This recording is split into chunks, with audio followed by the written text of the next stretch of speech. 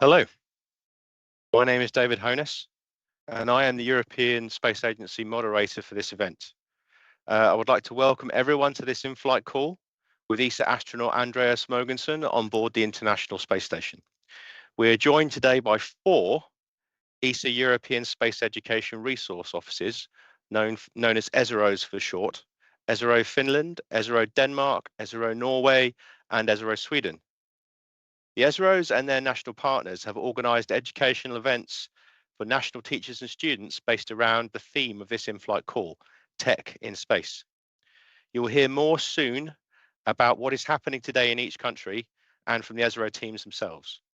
Now let's find out a bit more about the theme of this in-flight call, technology in space. It's my favourite subject. The International Space Station, or ISS for short, provides a powerful platform for research and technology development that can improve the quality of life on Earth. The ISS is also a long-duration space-based platform available for demonstrating innovations that can expand capabilities for crewed and uncrewed space exploration. The ISS offers technology development opportunities encompassing a broad range of initiatives, from testing satellite components and sensors to advanced research. The external and internal environments of the ISS enable validation of technologies for a variety of experiments, as well as spacecraft and material testing. And I know a lot of young people watching this today are thinking about following a career related to technology and science. And the good news for you is that space technology advances very quickly, and this also relates to many developments here on Earth, and there are always plenty of career opportunities in these areas. Science technology subjects especially underpin a lot of the work that is taking place in ESA and in the wider space industry around the world. So now let's go to Finland, Denmark, Norway and Sweden to hear more about what has been happening today in the events organised by the ESEROs. First stop, Finland. Good afternoon, Finland. How's it going? Can you tell us a bit more about ESERO Finland and today's programme? Greetings from Finland to all the ESEROs. I am Mika Mäkelä, and today we are here in the southern Finland at the Finnish Science Center, Heureka. With me, here are several school classes, as well as members from the ESERO Finland network from Åbo Academy School Resource, URSA, and Arctic Aeronauts. On our today's event called Orbit, can you hear us? It has been really fun, and we are looking forward towards the highlight event for today. Okay, great. And what else have you been doing today in preparation for our call with Andreas? More than 1,000 students from different parts of Finland have attended our event today. The program has included several workshops, planetarium films, and other presentations appropriate for the theme. For example, in the workshops, children and young students got to know the KITSAT educational system. They also tried to dock a cargo transport with the International Space Station, and they got to compete in a miniature rocket competition. We also have here Finland's own panel of experts to answer space-related questions. Thank you. Thank you, Mika. Okay, now we're going to go to Denmark. Good afternoon, Denmark. How's it going over in Copenhagen? Can you tell us a bit more about ESERO Denmark and today's program?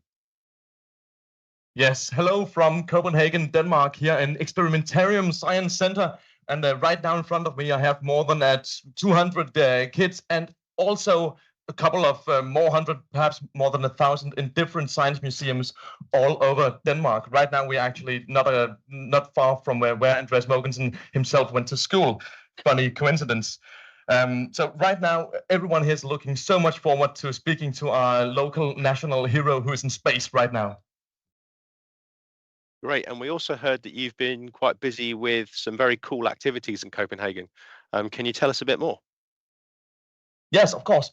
So here on stage, we just warmed up with some science show about space, and all day, everyone here in this audience and also some others have been participating in workshops, building their own spacecraft in a rocket workshop. Somebody have been stargazing in our inflatable planetarium out of the atrium, and also a lot of children have been working with these small microcomputers called microbits, learning how to program different things on them and perform experiments. And I know Andreas Mogensen also has one of these on the space station, so that's exciting.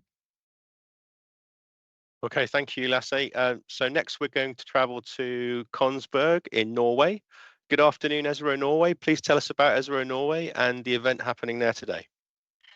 Hello from Kongsberg, Norway. I am here with more than 300 sixth graders. How are you guys? Are you good? Yeah.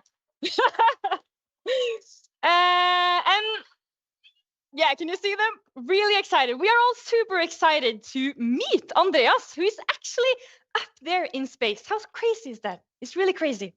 Together with the municipality and the local science center, Teach Kids Code and Andøya Space, we have put together a real space day here.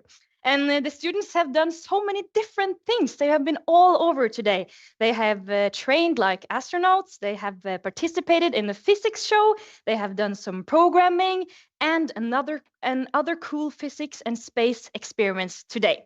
And we're also here with some real space expert from Kongsberg, somewhere I saw you, and from Nova Space, who will talk with the students later today.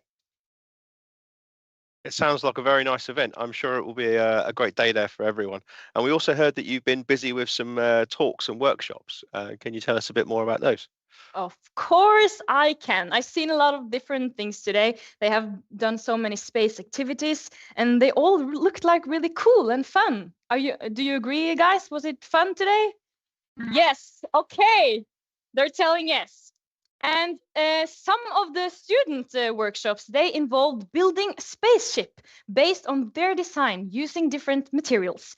And in another workshop, they attempted to land on the moon. So they dropped a toy astronaut in a parachute from really high above, trying to hit the target. But luckily for the toy astronauts, I do think they succeeded. They did right. I think it was good. So thank you. Okay, thank you, Annie. Now let's go to Luleå in Sweden. Good afternoon, ESERO Sweden. Please tell us about ESERO Sweden and the event there today. Hello, this is ESERO Sweden, and we have a very excited group of students here in Luleå. We are just south of the Arctic Circle together with Teknikens Hus Science Center, and we have more than 100 students here ready to participate in this call. They come from different schools in Luleå, and I know that Nya Läroverket, Mandaskolan, and Tunaskolan have worked very hard preparing questions for Andreas. But they also been getting some extra space knowledge today, as we have Professor René Laufer here, which is head of space systems at Luleå University of Technology. So he's been giving the students some insights of how an in-flight call works and the latest on space research conducted at LTU Kiruna Space Campus. But we also have other science centers in Sweden viewing us now in their own facilities. So Sweden is so ready for this call. That sounds like a really great event. And we also heard that you've been running some workshops. Could you tell us a bit more about those? Yes, the students have been working with microbits to get ready for this day, both in their classrooms and here at the venue. So they learned how a microbit is sort of a mini computer that they can program and use for different purposes. And here in the class, in the room, we have a mini space fair. So in addition to Luleå University of Technology, we have Arctic Space Technologies, which is an alumni from ESA present, and we also have Swedish Space Corporation with S-Range here. And there's been a competition today amongst the students here in Luleå, where I know that the first prize is a telescope. So we have some very eager students that are hoping to be able to explore space at home, even after this event. So we've been talking space all day, and I know that there's been some interesting questions asked and answered already in this room. Okay, thank you very much, Josephine, and greetings from ESA to everyone in Sweden participating in the event, and of course to everyone in Denmark, Finland and Norway. We still have approximately looking like 25 minutes before we get the connection with the ISS established. And in the meantime, I have some housekeeping announcements for everyone. When we're going through the questions, there is the possibility that Andreas will ask for something to be repeated. Sometimes the audio on his side will just cut out. And if this happens, the ESA moderator has to repeat the question. Okay, so please make sure that everyone who's going to ask a question today knows this rule.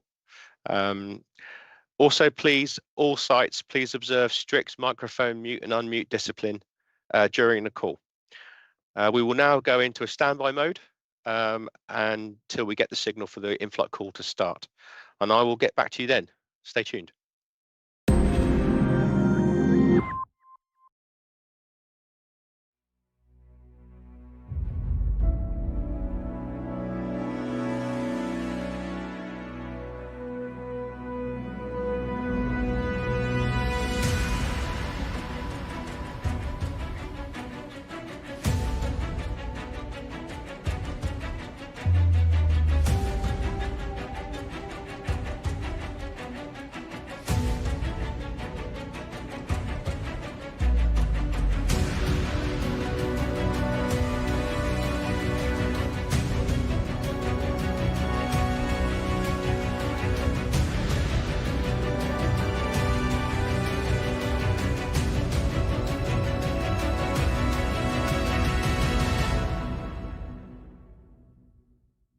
Three, two, one.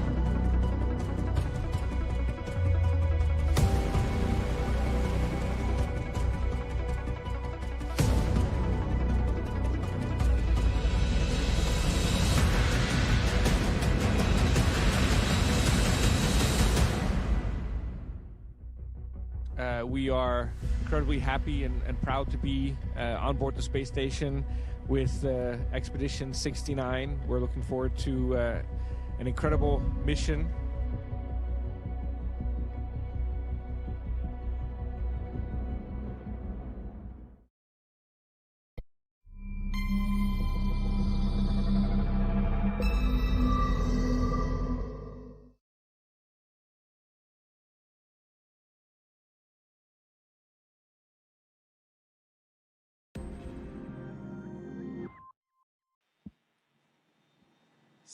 Символический ключ от станции новому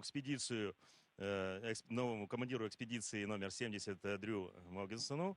Поздравляю. И хочу пожелать всей экспедиции штатной работы и счастливого полета. And I want just to say thank you to all mission control centers. It was a great time for me to work with you together. Thank you for your supporting. And I think I'm looking forward to work you together again. Thank you so much. Well, thank you, Sergei. It's an honor to take over as commander of the International Space Station and to relieve you and your crew.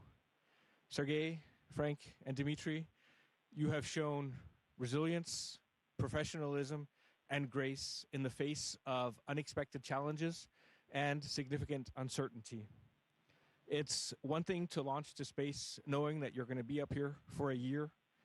It's a completely different thing for you and your families to find out towards the end of your 6-month mission that you're going to be spending an additional 6 months in space.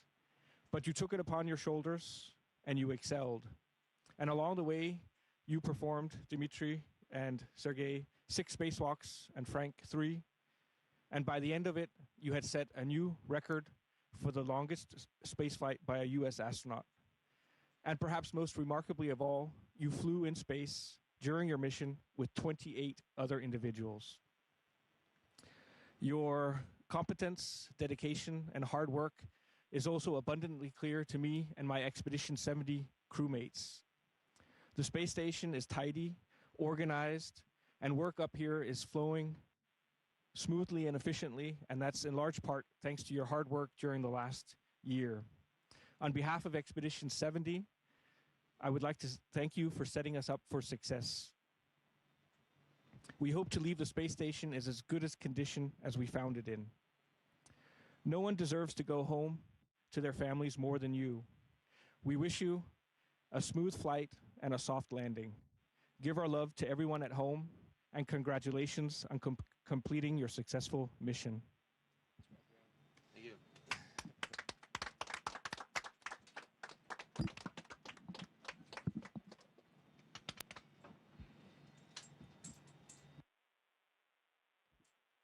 And with that, we'll start Expedition 70.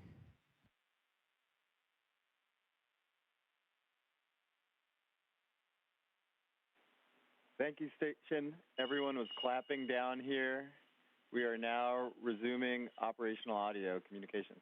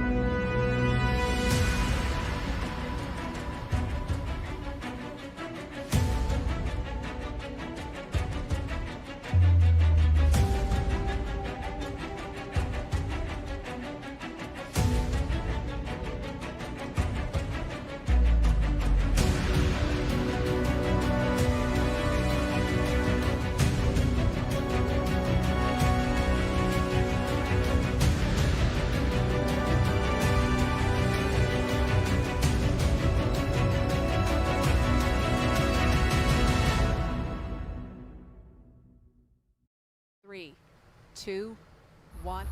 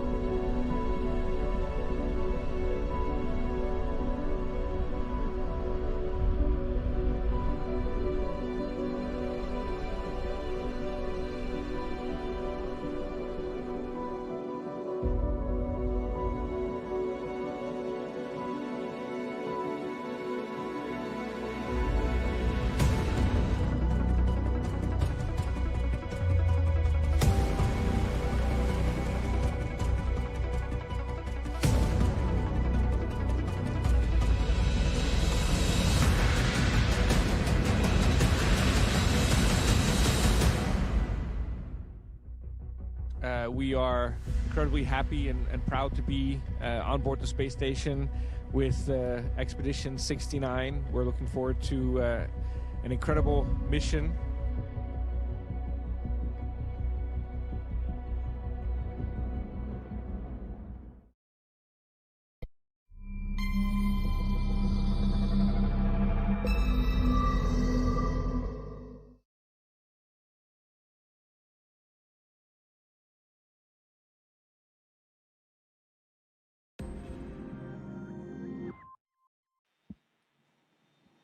символический ключ от станции новому командиру экспедиции номер 70 Дрю Могенсену.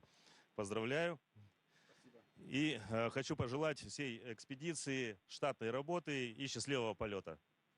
And I want just to say thank you to all mission control centers. It was a great time for me to work with you together. Thank you for your supporting. And I think I'm looking forward to work you together again. Thank you so much. Well, thank you, Sergei. It's an honor to take over as commander of the International Space Station and to relieve you and your crew. Sergei, Frank, and Dmitry, you have shown resilience, professionalism, and grace in the face of unexpected challenges and significant uncertainty. It's one thing to launch to space knowing that you're going to be up here for a year. It's a completely different thing for you and your families to find out towards the end of your 6-month mission that you're going to be spending an additional 6 months in space. But you took it upon your shoulders and you excelled. And along the way, you performed, Dmitry and Sergei, 6 spacewalks and Frank 3. And by the end of it, you had set a new record for the longest spaceflight by a US astronaut. And perhaps most remarkably of all, you flew in space during your mission with 28 other individuals. Your competence, dedication, and hard work is also abundantly clear to me and my Expedition 70 crewmates. The space station is tidy, organized, and work up here is flowing smoothly and efficiently, and that's in large part thanks to your hard work during the last year. On behalf of Expedition 70, I would like to thank you for setting us up for success. We hope to leave the space station in as good a condition as we found it in. No one deserves to go home to their families more than you. We wish you a smooth flight and a soft landing. Give our love to everyone at home, and congratulations on completing your successful mission. Thank you.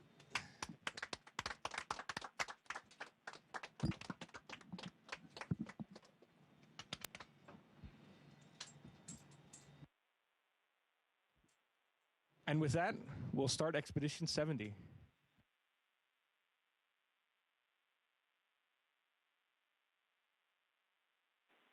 Thank you, station. Everyone was clapping down here. We are now resuming operational audio communications.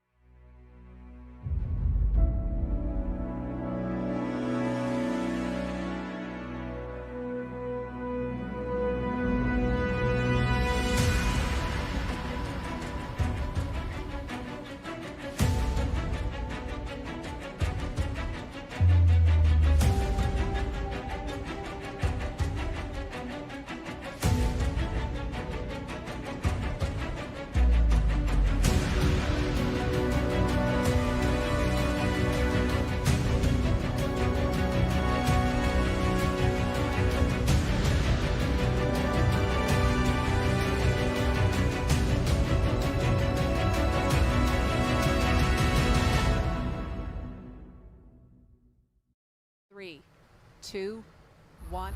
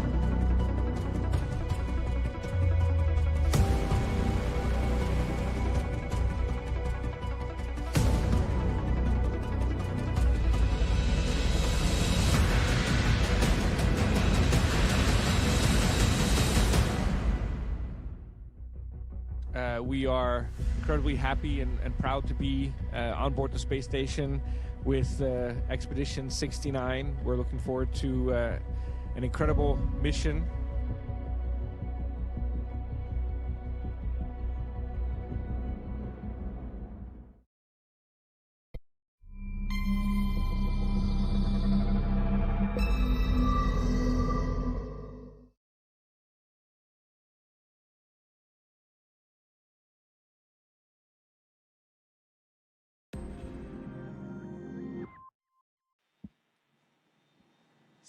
Символический ключ от станции новому командиру экспедиции номер 70 Дрю Могенсену. Поздравляю. И хочу пожелать всей экспедиции штатной работы и счастливого полета. And I want just to say thank you to all mission control centers. It was a great time for me to work with you together. Thank you for your supporting.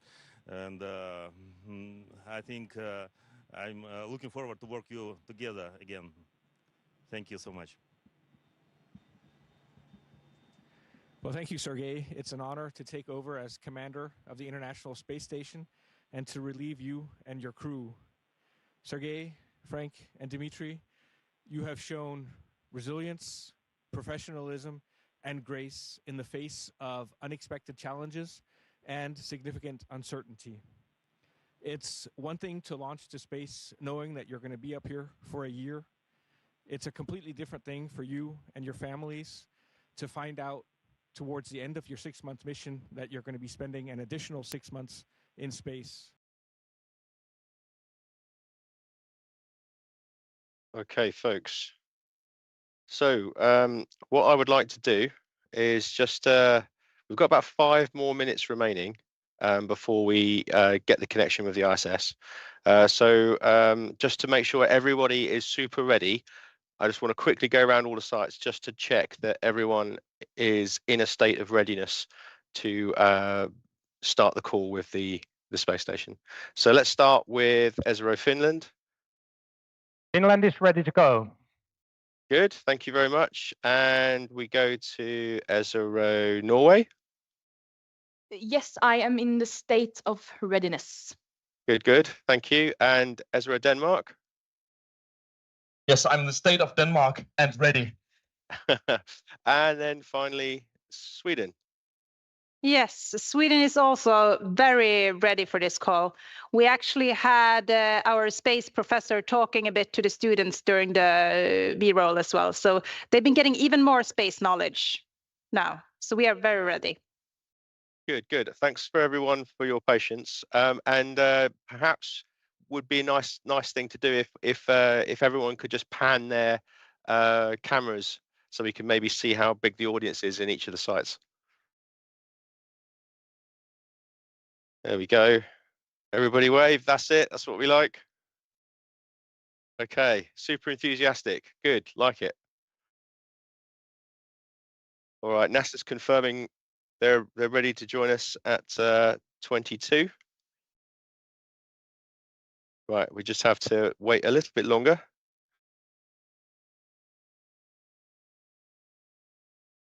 And you'll know it's starting because you'll hear NASA calling the station for a voice check. And at that point, we are ready to start. Oh, just wanted to say one more thing. In the video that we were watching in the B-roll, you see when during the change of command ceremony, one of the astronauts is kind of reaching down behind something. What he's actually doing there is he was ringing the ship's bell. There is actually like you have on old sailing ships. There is a large bell which they ring every time the commander changes, and that's what he was doing. It's tradition every time they have a change of command ceremony that someone has to go and ding and ring the bell. So that's what was going on right towards the end of that video.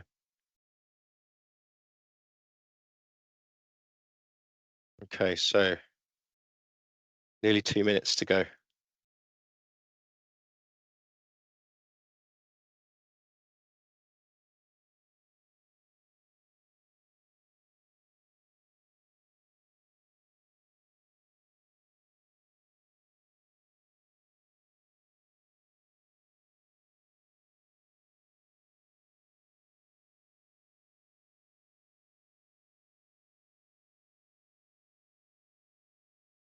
All right, less 2 minutes.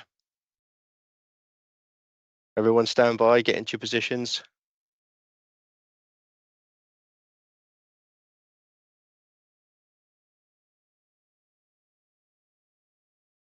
Just another quick note. So Andreas is going to be located in the European Columbus module today, which is ESA's contribution to the ISS. When you look at the ISS from the front, it's the module that's immediately on the left-hand side as you're looking at it. It's the opposite side to the Japanese module. So he's going to be in there with a camera pointed at him, and yeah, that's where he will connect from today.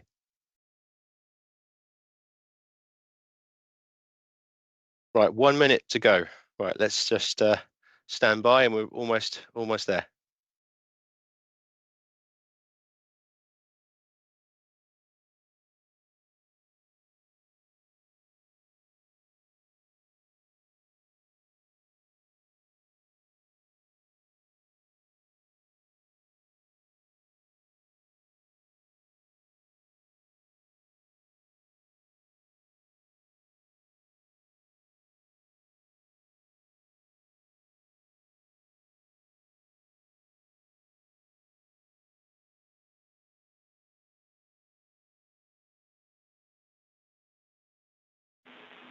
Station Houston, are you ready for the event? Houston Station, yes, I'm ready for the event. But you took it upon European your Space shoulders, Agency, this and you is Mission excelled. Control in Houston. And along Please the way, call the you performed, station for a voice Dimitri check. And Sergei, 6 spacewalks, and Frank 3. And by the end of it, you had set a new record for the longest spaceflight by a US astronaut. And perhaps most remarkably of all, you flew in space during your mission with 28 other individuals. Your competence, dedication, and hard work is also abundantly clear to me and my Expedition 70 crewmates.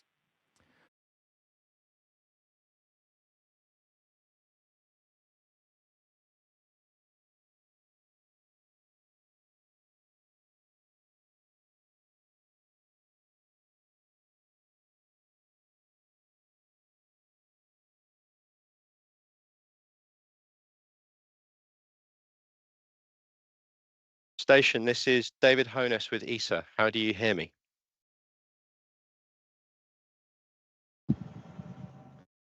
Hello, David. I've got you loud and clear. Welcome to the International Space Station. Thank you, Andreas. Welcome to this in-flight call. You are now connected live with 4 ESA European Space Education Resource Offices, known for short as ESEROs: ESERO Finland, ESERO Denmark, ESERO Norway, and ESERO Sweden. Before we begin, I'd like to just give the word to you for some opening remarks.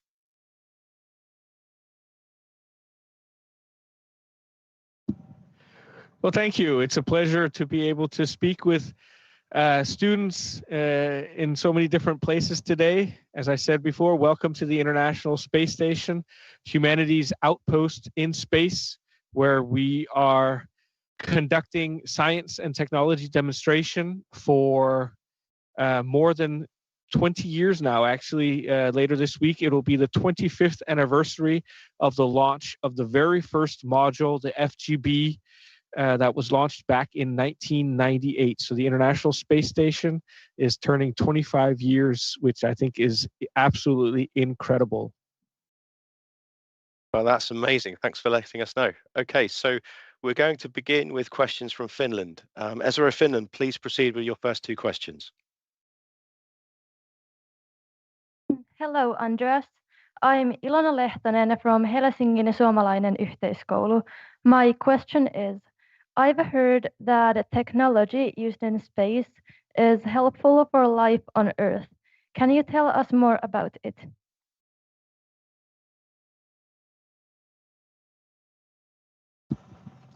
Well, you're absolutely right. A lot of the technology that we use up here is also very valuable on ground.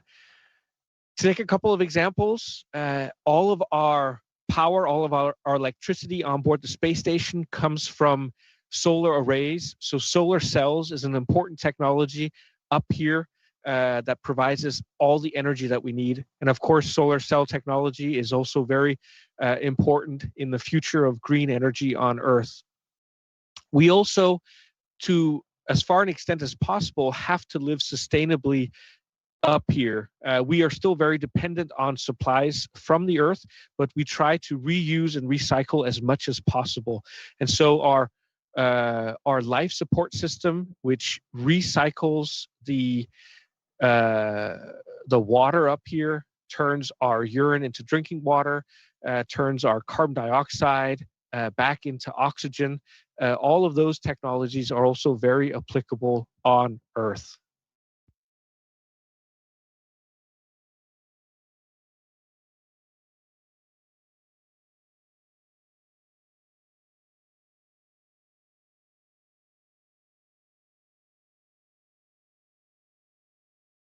Finland, you can proceed with your second question. Hello, I'm Suvi Huovelin, and I'm asking this question on behalf of Stadin Ammattiopisto. The question is, can you give examples of technologies on the International Space Station that help you recycle and reuse resources?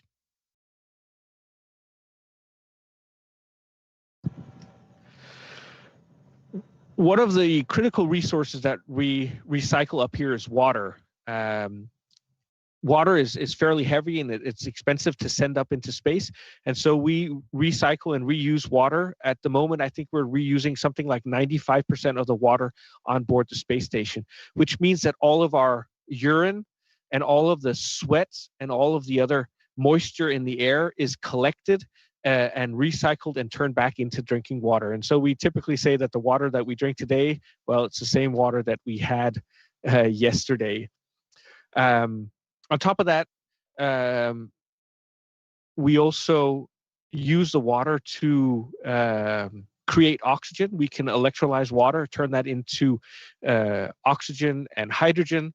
The CO2 that we exhale when we breathe is also collected, and then that can be reacted to create more water and feed back into the system. The byproduct is methane, which we don't have a use for on board the space station, and so we would vent that overboard. But perhaps in the future, when we're on the moon or on Mars, we could use that methane as a rocket fuel, because methane together with oxygen makes a good rocket fuel combination. Okay, thanks for your answers, Andreas. Now we're going to switch to Denmark for 2 questions. Denmark, please proceed with your first 2 questions. Hello, my name is Lucas. Hello, my name is Liam. And our question is, in your opinion, what is the most incredible equipment a spacesuit has?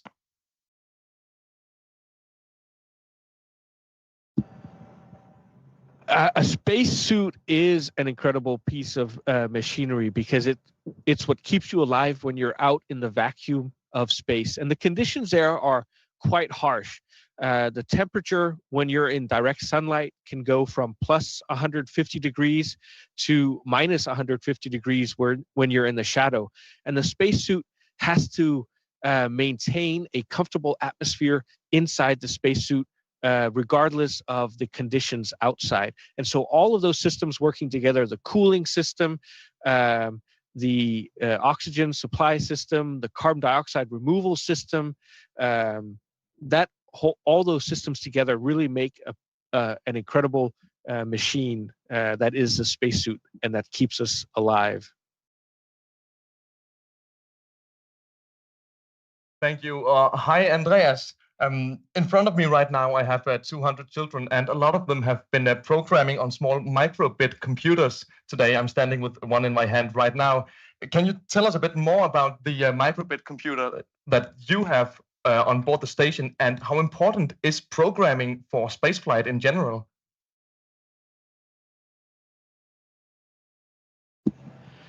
That's right. I have a microbit. It's been renamed Astrobit simply because it's on board the International Space Station. But I look forward to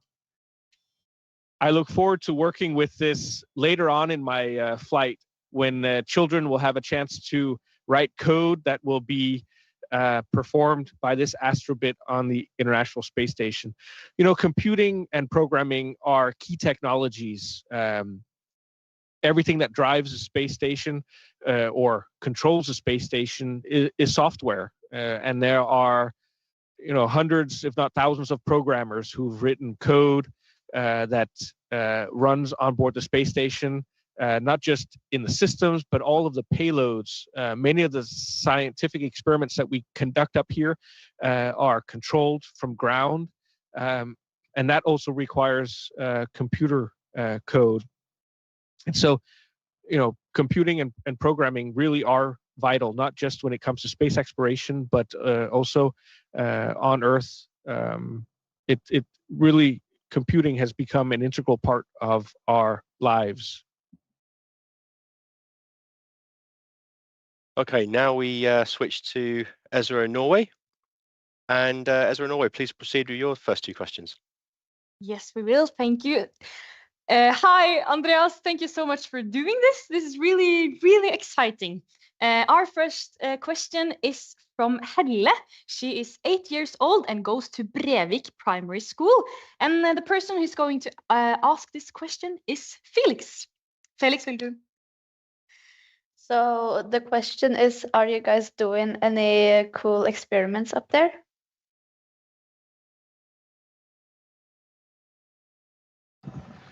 We are doing so many cool experiments up here.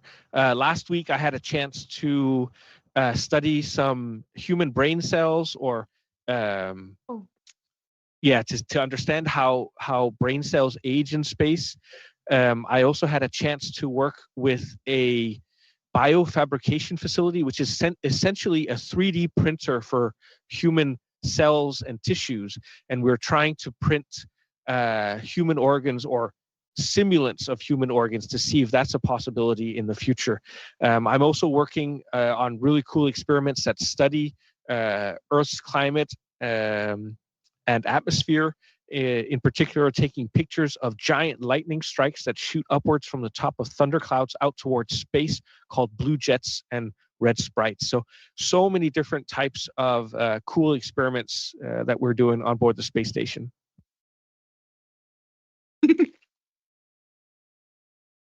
Thank you. And shall I just proceed? Yeah. So we have another question, and the one who's going to ask this question is Linnea. Can you contact people on Earth while you are in space? How do you do it? Is there a space phone?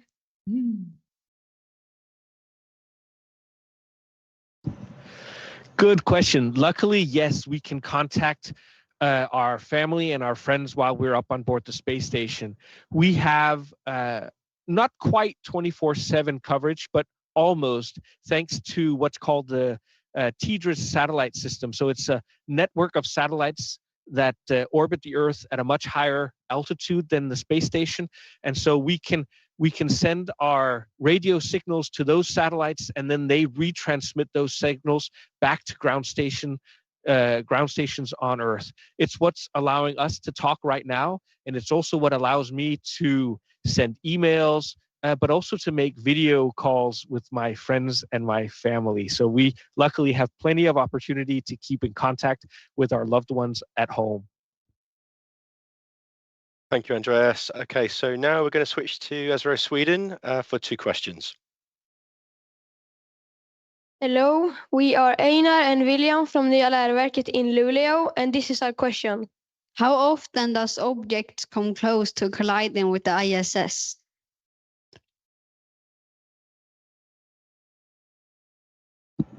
I'm sorry, I missed the question. Could you repeat, please? I'll repeat the question. Okay, so the question was, how often do objects in space come close to colliding with the ISS?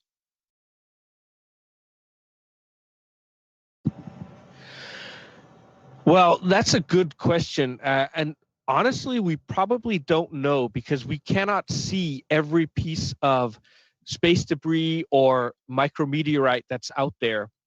And we actually had a good example earlier on this mission. I was supposed to go out on a spacewalk but a couple of days before the spacewalk, one of the external radiators suddenly started leaking fluid or coolant into space. And what likely happened is that it was hit by a very small micrometeorite, maybe on the size of just 1 millimeter. But that was enough to create a hole in the radiator and cause coolant to leak into space. And that unfortunately delayed the spacewalk that I was going on. For bigger pieces of space debris, we are able to track them. And if we think that the risk of a collision is sufficiently high, then we have to move the space station. And we can do that by firing the engines at the end of the space station and usually lifting the space station into a higher orbit. So increasing the height by a few kilometers is usually enough to avoid any collision. Och nu kommer ni längre fram. Kom. We are Signe and Doris from Nya Läroverket in Luleå, and this is our question. What other challenges will there be for a space station around the moon instead of the Earth?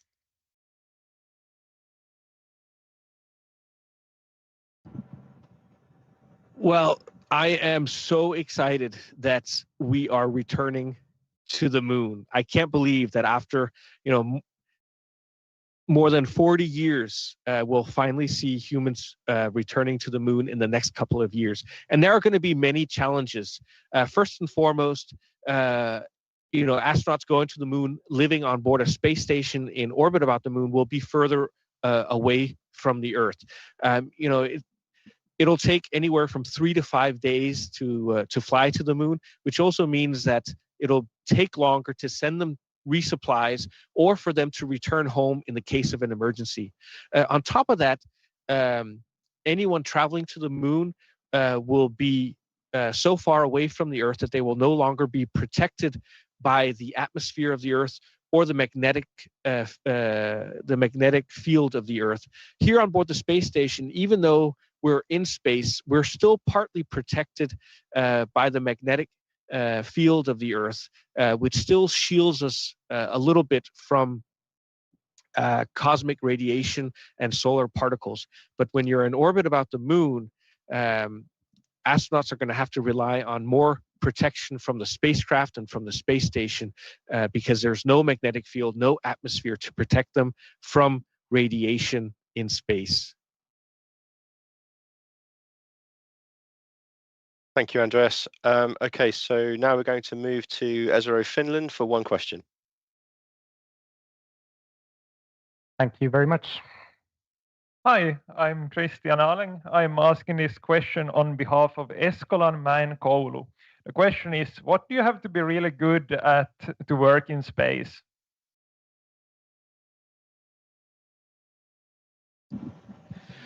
Well, first of all, you have to be good at science and technology because everything we do up here is somehow related to science, technology, and engineering. So a basic understanding of that is necessary. But on top of that, what you have to be good at is teamwork because everything that we do involves teamwork up here. We are 7 astronauts on board the space station, working together, living together for 6 months at a time. And on top of that, everything that we do is in collaboration with Mission Control Center Houston and Mission Control Center Moscow. There's also a Mission Control Center outside of Munich, Germany, one in Japan, and a few others distributed around the world.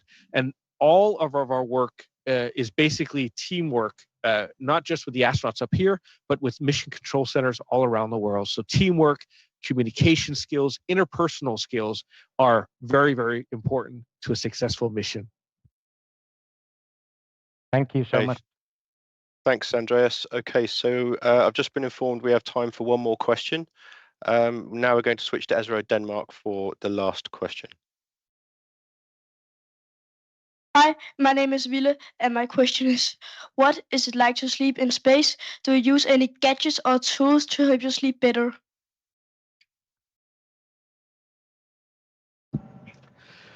Sleeping in space is actually not bad. I mean, you can't lie down on a bed, but we have a sleeping bag that we can crawl into, and it's fairly comfortable. I would say I sleep about the same as I do on ground. Now, the big problem up here is that we don't have a natural day-night cycle. So our bodies kind of lose the rhythm of day and night. And to help me keep that natural cycle, I'm testing some technology from a Danish company called Sega Space Architects.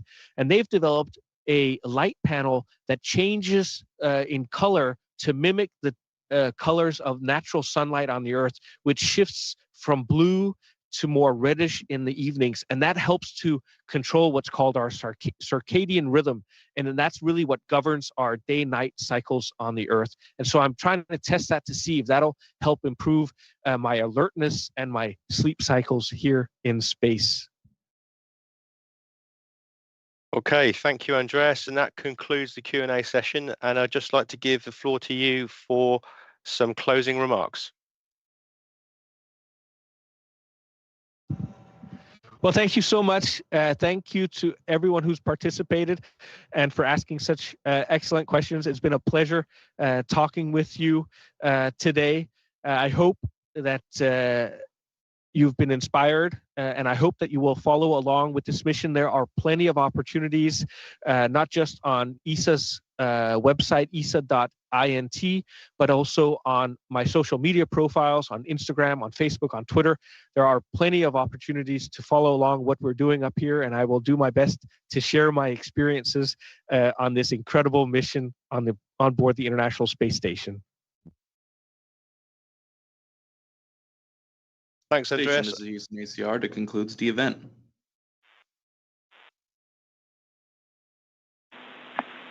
Thank you to all the participants from ESA. For the station will now resume operational space to ground.